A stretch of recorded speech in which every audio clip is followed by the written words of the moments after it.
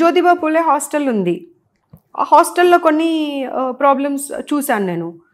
ఎవరైతే మెయింటెనెన్స్ ఉన్నారో అక్కడికక్కడికే చెప్పాను, వీళ్ళని సస్పెండ్ చేసేసేయండి, వీళ్ళని కంటిన్యూ చేయకండి, వీళ్ళ ప్లేస్లో ఇంకొకరిని పెట్టుకోండి అని చెప్పి. ఎందుకంటే నేను వెళ్ళి చూసినప్పుడు ఆల్మోస్ట్ ఒక 6 months అయింది కావచ్చండి అసలు బాత్రూమ్స్ క్లీన్ చేయక.